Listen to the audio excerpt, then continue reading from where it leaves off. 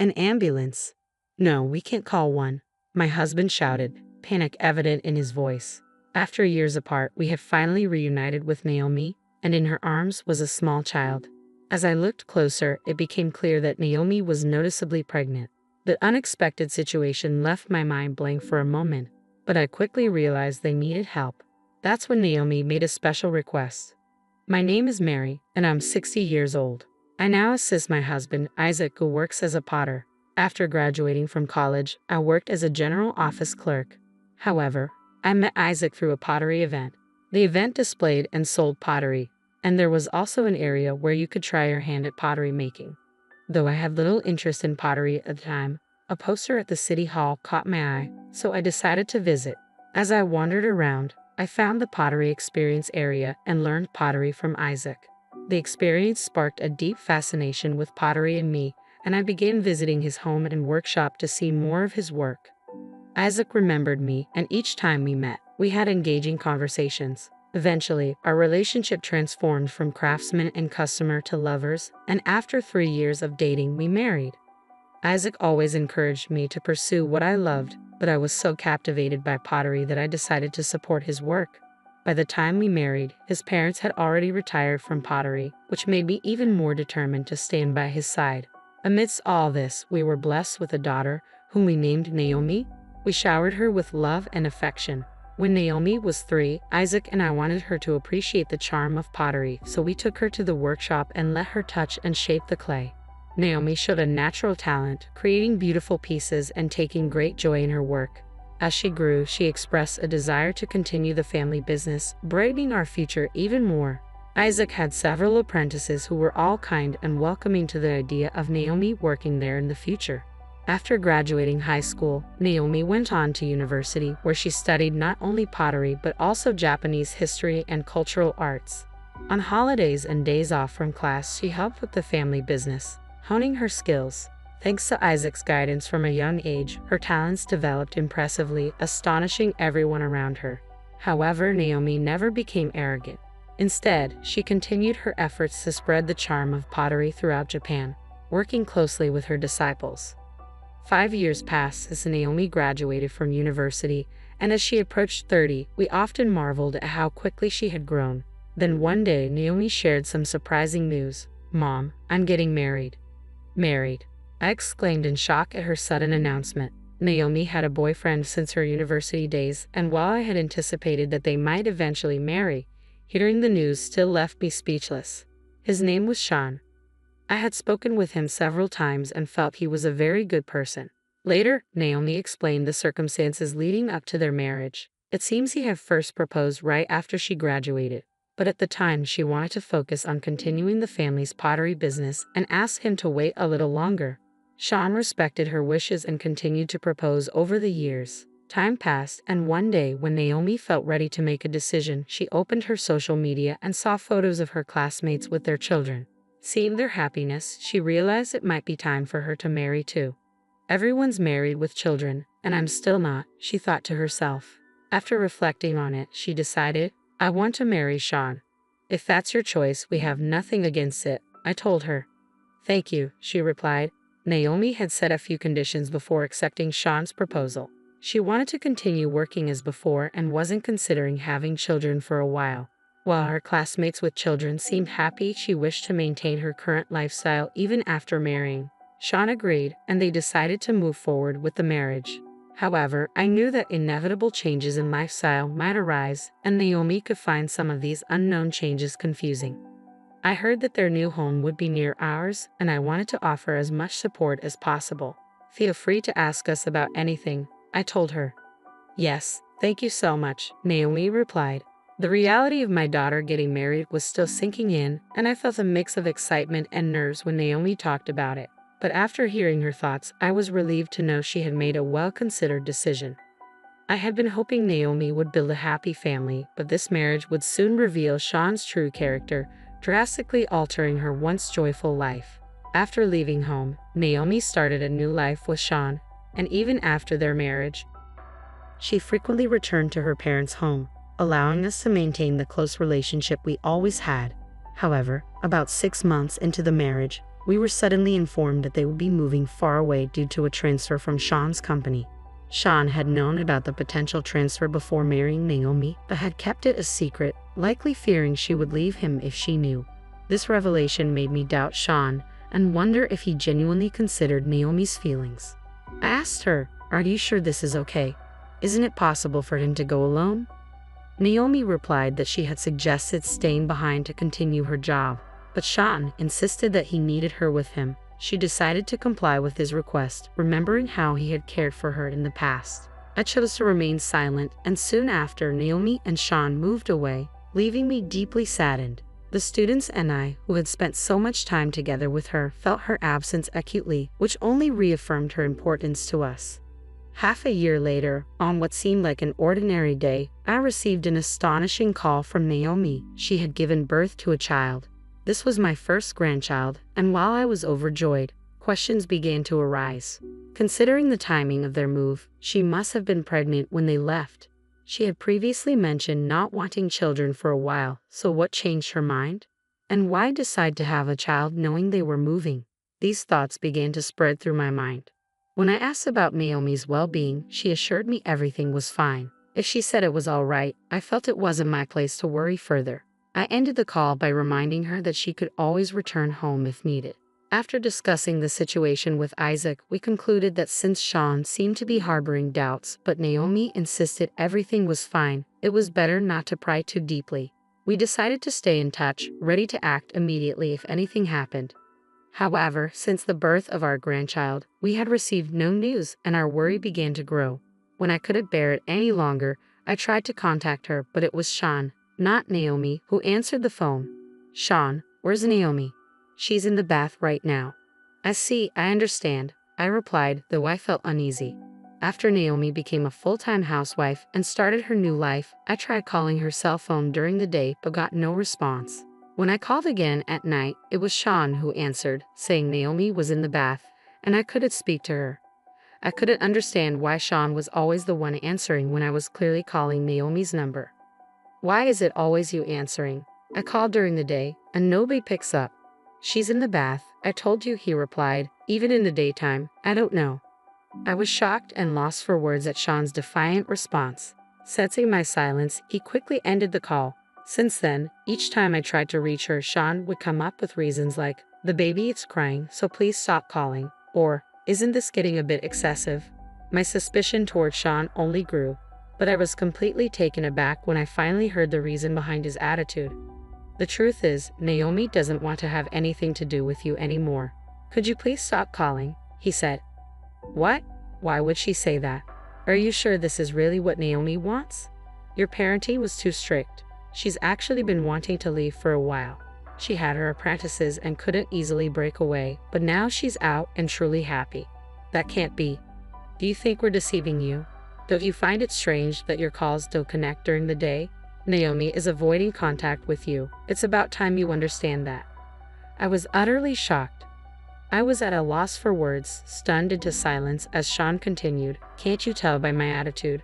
Let me be clear, we're bothered by you. I wondered when you'd realize it, but you're incredibly oblivious. If you had noticed from the start, you'd have seen that Naomi never suffered as much as you think. You're too slow to notice anything. That's your answer, so please don't contact us again," he said, and then hung up the phone. "Wait, just a moment," I called out, but my words didn't reach him. After the call ended, I was left with nothing but a sense of emptiness. I tried calling again the next day at noon, but it seemed Sean had blocked my calls, likely to shield Naomi. Reflecting on Sean's past behavior and statements, I began to understand. Was Naomi truly afraid of us? The thought alone made sadness well up within me. When my husband Isaac returned home, I explained the situation about Sean and Naomi. He looked just as sad and lost for words as I was. "So we should probably not get involved anymore, right?" he asked. "Yes," I replied, the reality sinking in. I never imagined Naomi was going through such hard times. We fully believed Sean's story and decided not to contact Naomi anymore. 4 years passed and our family business thrived. Our works found buyers one after another, our income and fame grew, and not just us, but our apprentices also celebrated the success. As time passed, some apprentices left to become independent, others joined, and we even found a successor to continue the family business, bringing us some peace of mind. However, we never forgot about Naomi. We were constantly worried about her well-being and safety, but we restrained ourselves, not wanting to scare her further, and avoided contact. Then, on an unbelievable day, an intense typhoon struck. As the wind and rain intensified, we took a break from work and stayed home. It had been a while since we could spend time together as a couple during a storm. Late into the night, while we were asleep, the doorbell suddenly rang, waking us up. It must have been around 1:00 a.m.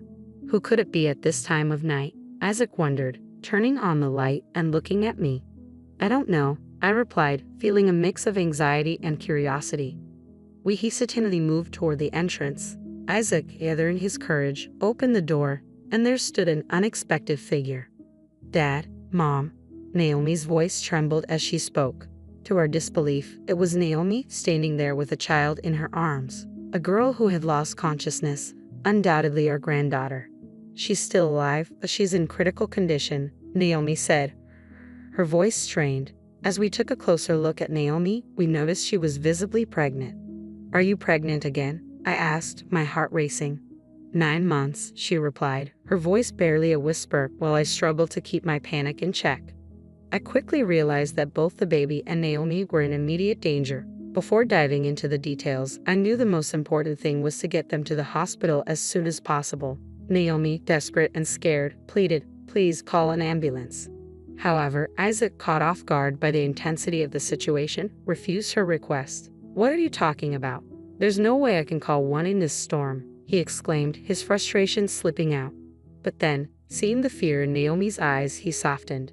It's okay, I'll take you to the emergency room tonight. Unfortunately, Isaac had already been drinking and couldn't drive, so I stepped in. I quickly prepared the car and drove Naomi and her child to the hospital myself. Thankfully, we arrived swiftly, and she was able to receive the urgent medical attention she needed. The diagnosis was severe malnutrition for both Naomi and her child. They were immediately hospitalized and began receiving treatment.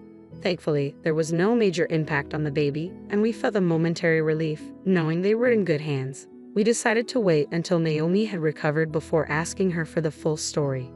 As we arrived at the hospital, Naomi lost consciousness during the examination. While waiting for Isaac to bring clothes for Naomi and her child, I stayed by her side, watching over her as she lay unconscious. The nurses assured me they would take care of her grandchild, which lightened my heart a bit. Looking at Naomi, I noticed the deep fatigue etched into her face. The dark shadows under her eyes told the story of sleepless nights and relentless stress.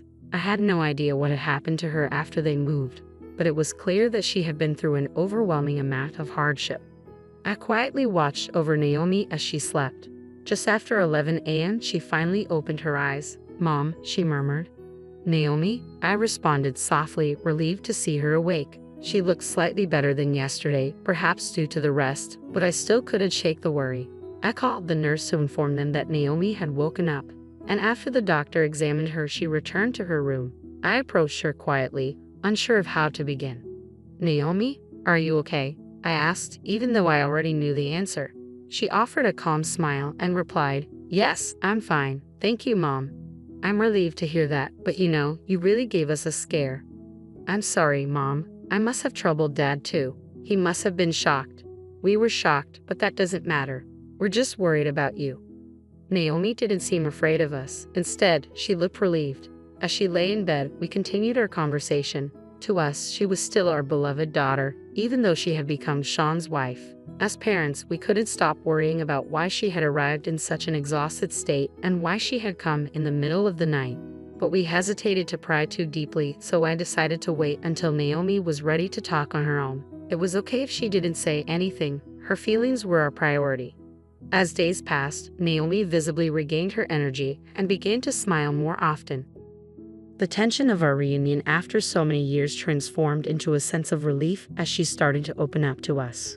One day, while visiting Naomi's hospital room with Isaac, we noticed she had a serious, contemplative look on her face. Curious about what was on her mind, we decided to act as usual, though her smile suggested something was different.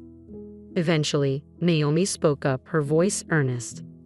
Can I talk about what happened after I moved? We were surprised by her sudden words, but it seemed Naomi had resolved to share her story.